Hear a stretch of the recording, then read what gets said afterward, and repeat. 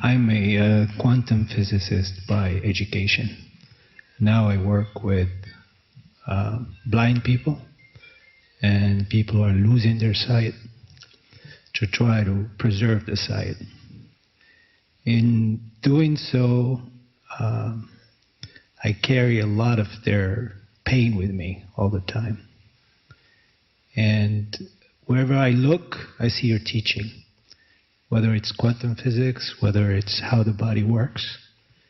And I try to convey that to my colleagues, just to try and not only focus on saving the sight, but also, even in a very small part, healing these people, helping them deal with that. However, I'm in the investment world, so I'm always faced with a lot of resistance, because it's not conducive to good business to spend too much time being too soft. And I was wondering if you can comment a little bit on how can I help the patients and also help the people who are in the business side of things. Yes. Thank you. So you work in a hospital or clinic that specializes in helping people with their sight? Actually, I'm an inventor, and I take my inventions. We have an investment firm. So we work with people not only in this country but other countries to try and find solutions to restore sight for people who have completely lost their sight, or preserve whatever sight is left for people who have things like that. Yes. So in addition to treating the eyes, the eyesight of humans, you realize there's more that you are able to do for them. There's an additional dimension there, and there's a little bit of conflict between this. Again, we come again to the system that you work in and what you feel that you need to do to feel fulfilled and to help others in becoming more conscious, sometimes using their suffering to become more conscious. Yes. So is it you need to see whether you can still, it is very important for you to continue to do that, because this is why you're here. It's not just, you treat the whole human being, not just one part of the body. Are you able to still do that within the structure that you work now, or can you change it from within, or do you need to create a new structure? It's the same question as the previous questioner. I would not give up, do not compromise on what you feel you are called upon to do with other human beings, and don't compromise and say, okay, I'll just have to drop this and just treat them to do like everybody else. But see if you can still function from within the system and do what you feel you need to do. And if you can't, again, it's a question of doing it in a new way, creating something that makes it possible for you to work on both levels, on the outer level and the inner level with human beings. Thank you. That's again, this question comes up very often for many people in different ways. And many of you may find, because you represent the arising and the awakening consciousness, many of you will find that the existing structures within which you work are not able to carry the new consciousness anymore. Jesus used this funny expression, new wine in old bottles, because apparently at the time the bottles were not glass bottles, they were kind of leather bottles, and for some reason, if you put new one in, they would probably burst. So what that means is many of the existing structures social structure. That also applies to economic structures, the structures in medicine, psychiatry, psychology, education, school system, university system. Many of those structures, they were created not by the awakened consciousness. They've all been around for a long time, and they evolved out of the egoic consciousness. So many of the structures are the products of unenlightened states of consciousness.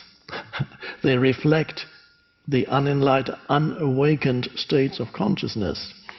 So many of you will find it necessary to step out of. Sometimes, as I said, in certain cases, they can be changed from within if there are enough people within who want to change it. But many structures are too rigid for change. So it is up to you to create new structures that reflect and come together perhaps with others who are also awakening, so that the new structures will reflect your state of consciousness. So this is what the world needs. The world cannot continue to function within the old structures that are a product of unenlightened states of consciousness. The economy, the political system, even here in the States, it seems to, compared to some other places, functions quite well, but it's dysfunctional too. The economic structures, certainly, you can see how dysfunctional they are. The educational system, how children are brought up, all those things, they require new structures to reflect the arising consciousness. So that's your job to create those. And here we come to that part of manifestation, which the universe also wants. It wants you, yes, of course it wants you to go within, realize who you are in your essence, and then from there, it also wants you to create. It wants you to manifest. It will use you, it will work through you to manifest new forms, because the old forms don't work anymore. So, and it's a wonderful thing to do that. And you will see how empowered you suddenly become as you go about creating new forms, how powerful your abilities to manifest will be if they are in alignment with what the universe wants, with what the one consciousness wants. They are not little egos wanting to create something. You are in alignment with what the universe needs right now, what the awakening consciousness wants. If you then start manifesting from that deeper level within yourself, you'll be amazed how empowered you can be in your manifestation. Sometimes there is a time gap, so sometimes manifestation happens very quickly. Sometimes you need to as you are inspired, so to speak, a blueprint of what is possible, of what you, or not so much you, of what consciousness wants you to create may arise in your mind. And this mental blueprint of what you want to create, this may be there for a while. It might attract others with similar mental blueprint, and then at some point the manifestation begins. Some action may be necessary, but again, the action that you take will be inspired by the consciousness, and it will not be stressful. This is a new way of creating. If stress comes in, you're falling back into the old consciousness. This is a joyful way of creating new forms and new structures in this world. The old way is to create, while you're creating, you're stressed and angry and you're fighting others. Of course, you will encounter obstacles to that which you want to create, because the old structures, they will regard you as an enemy in some cases. And that's fine. You have no enemies. Let them regard you as an enemy, but to you, you don't attack. Another important thing, you don't attack the old structures and say how dreadfully wrong they are. Focus on the new, rather than, and especially don't attack the people who are still identified with the old structures and work within the old structures. They are just a little slower in awakening. So the important thing in the new way of creating external forms, if obstacle arise, then the obstacle can be overcome not by attacking it. Some obstacles are overcome by yielding. So let's say something is coming at you, you want to go this way and create that, and somebody says, no, you can't do that. And so sometimes you yield, here comes the obstacle, and you almost go around. Or you use this is similar to martial arts, maybe Kim knows more about that than I. Something comes at you, and the very energy of the attack can be turned around if you're not in a resistance mode against. That's vital. But yes, you will encounter obstacles, and that's part of that can only help you with deepening your resolve and deepening your connectedness to the consciousness that wants to create through you. I saw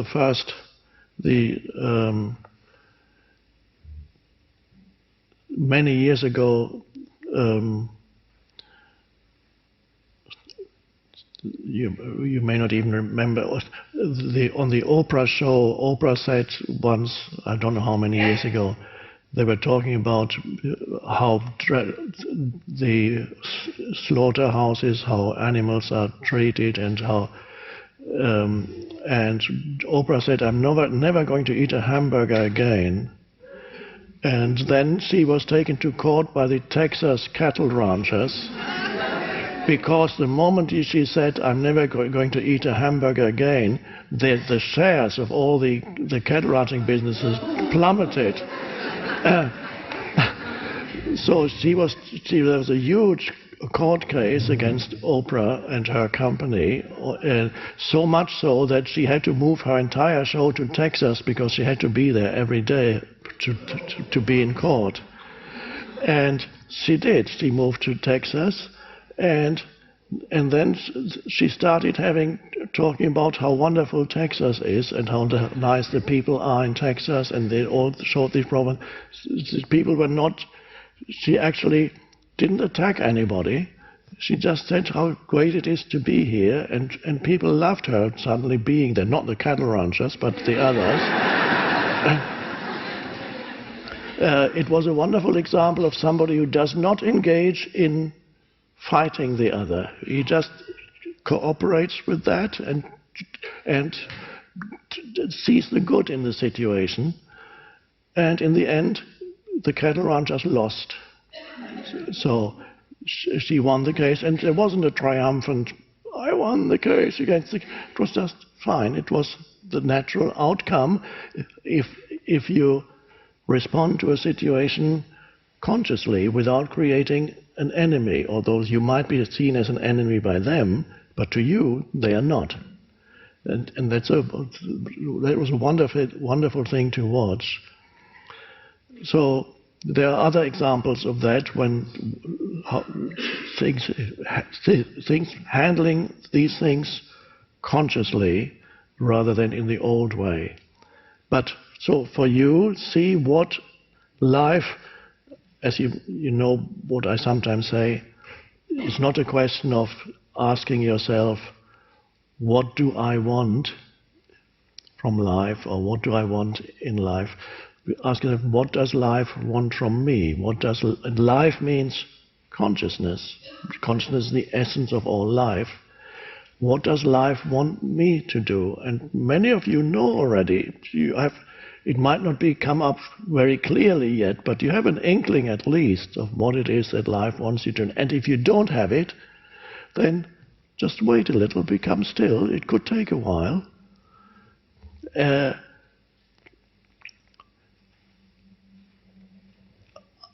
Some of you may not have to do anything at all. That's fine too. Not everybody is there to create some new structures. You may remember I used the expression frequency holder for certain people who are contemplative. There are some people who are by nature quiet and withdrawn, and then they're never really interested in creating anything. They just want to emanate peace. In traditional societies, they would have lived in a monastery or in an ashram. Well, in India, ashrams are still popular. So you can go to monasteries these days are closing down because these are some may still be lovely places, but in many cases this is part of the old structures through which in the past spirituality expressed itself. Some of the most spiritual people in the West, they were not part of the hierarchy of the church. They lived in monasteries and you didn't even know them. They were simple, humble monks. Most people in the church hierarchy had huge egos and they were only interested in power. Well, to some extent it might still apply nowadays. So new forms, whether some of you might have healing centers, some may create a place like this, a retreat center for people to come to. All kinds of things, or you use your own modality of work and create a new structure through which that can express itself in this world. So wonderful opportunities and challenges lie ahead. And if you are a frequency holder, that's fine too. Get a job as a gardener and tend your plants. Or sell tickets at the toll booth of the bridge where the cars stop and say, "Thank you, have a good day." You say that 2,000-3,000 times a day, and everybody who goes past gets that, a moment of presence. So there's not one thing, not everybody is called upon to go out there and create something new. Many are, and others just... You cannot not affect others if there's a transformation of consciousness and an awakening in you. It will affect others, even if you never meet them, because underneath the surface of things, all humans are connected. There is such a thing, as I mentioned earlier, the one human consciousness, being an aspect of the one universal consciousness. So one human being going through an awakening makes it easier for many others to go through an awakening. Even if that human being never does anything particularly interesting in his or her outer life. Others go through an awakening and they will do significant and interesting and meaningful things in their outer life. But even if you don't, it will affect the totality of human consciousness. You could withdraw to an ashram or live as a hermit. You would still affect the totality of human consciousness. Your challenge then, of course, would be to stay present in the absence of challenges, major challenges. Stay absolutely present and don't... A frequency holder is at a level above thinking, somebody who is predominantly still, without being very active, predominantly still. For a frequency holder who is above thinking, the danger is that he or she may inadvertently, after a while, inadvertently fall from being above thinking to feeling below thinking.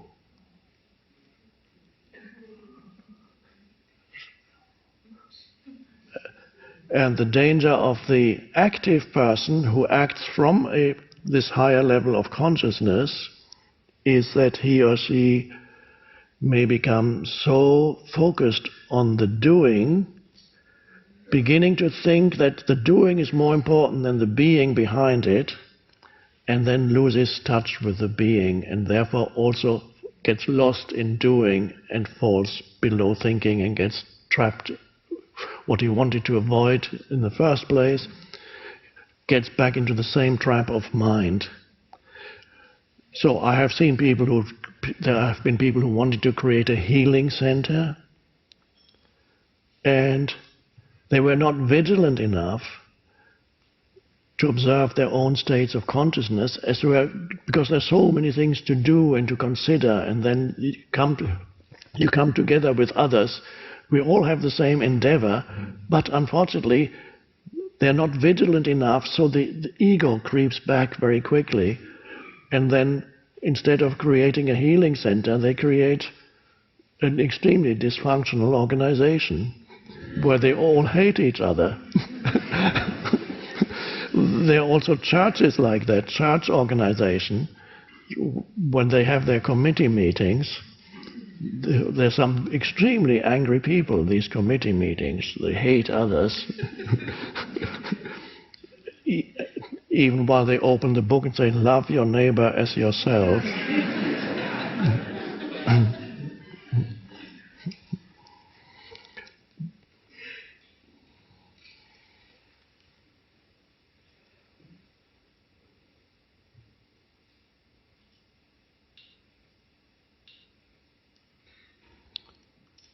As you know very well,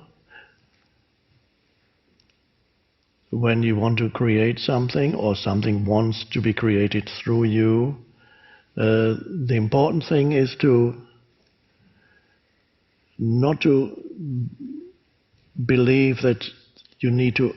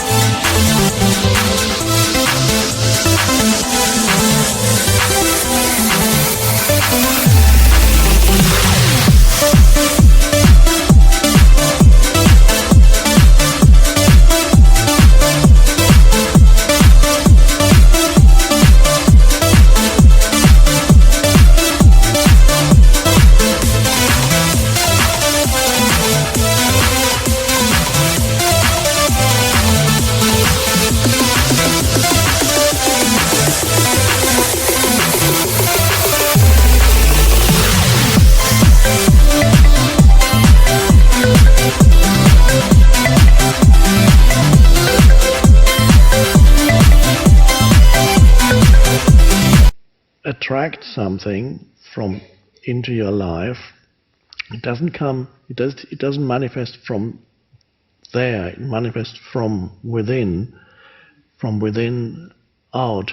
So the feeling that it's already a reality in you, Jesus already said that, when you pray for something, believe that you already have it. And of course, many books that you can read on manifestation, the good ones, will also tell you that when you want to create something, you need to feel its reality already as here and now. It is already here. In a way, it is already here. And you do not postpone your feeling of accomplishment and fulfillment and the joy of this being it that needs already to be there, because in a way it is already, on the inner level, it's already fully there. That is the secret.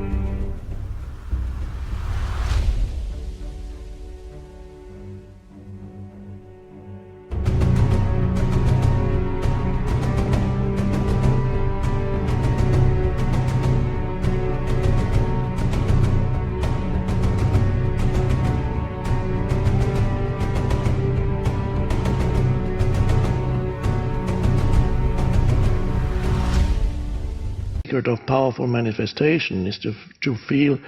How would you feel if you already had that right here and now? Oh, that's the basis for creation. That would feel wonderful. Okay, so you are feeling wonderful right now. Yes. Why are you feeling wonderful? Because I'm imagining that it's already here. Okay, that's the beginning of manifestation. That you feel it's already here. You are not looking to the thing that you want to create, expecting some kind of future fulfillment through it.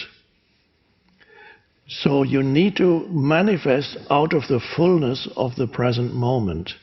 If you lose touch with the fullness of the present moment, which means being in touch with being, in touch with the essence of who you are, that's where all fullness arises. The fullness of life, as Jesus called it, the emptiness, as the Buddha called it. If you are in touch with that, you create from there, then the satisfaction is already here. It's not postponed to some future moment. And then you become a powerful creator, or the universe creates powerfully through you.